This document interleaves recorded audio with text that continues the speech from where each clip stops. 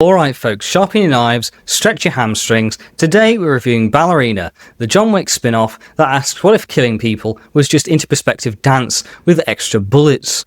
So Ballerina finally pirouetted into cinemas in 2025 after enough reshoots to qualify as a reboot. Sounds familiar.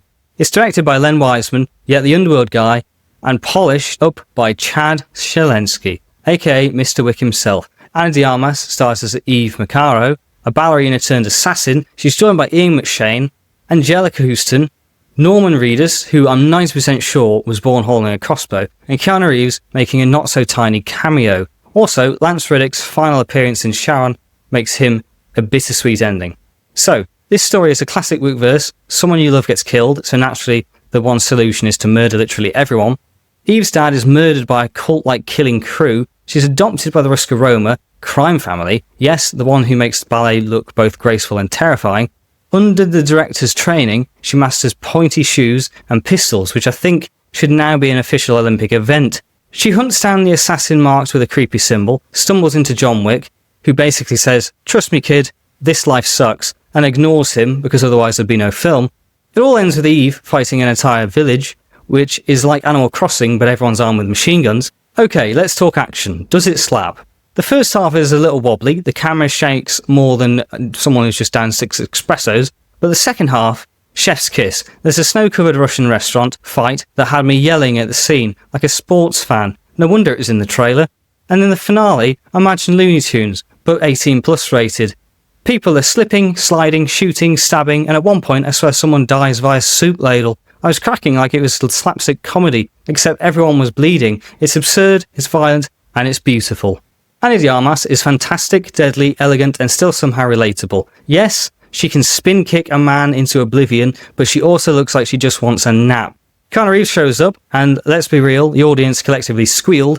He has more than a cameo, but every line he says basically translates to, "Hi, remember me? I'm John Wick, and you like me more." The script, serviceable. Other times, it leans into goofy humour, like literally Buster Keaton's reference and random gags on TV screen mid-fight. It's jarring, but honestly, I respect the chaos. The soundtrack slaps. Tyler Bates and Joe J. Richard are back with thumping techno beats that sound like your upstairs neighbour is throwing a rave, but it works. Critics, mixed. Some call it stylish nonsense, others call it nonsensical style. Audiences' reactions, though, are more positive. People love the action, tolerate the plot, and pretend the dialogue is more than it actually is. At the box office, Ballerina pulled over $130 million. Not bad for a spin-off about a woman who's weaponized as jazz hands. Does this mean that we'll get Ballerina 2? Electric Boogaloo? Probably. Norman Reedus' character feels like sequel bait, and Ana de Armas clearly has more pirouetting kills left in her. Give it a couple of years and we'll probably see the Nutcracker Massacre produced by Wickerverse. Conclusion. So, is Ballerina perfect? No. Is it awesome? Absolutely. The story's thin, the dialogue's a bit clunky, but the action is inventive, hilarious, and gorgeously violent. My final score? Action and style. I'd say 8 out of 10. Story? 7 out of 10. Performance? 8 out of 10. Soup ladle kills? 10 out of 10.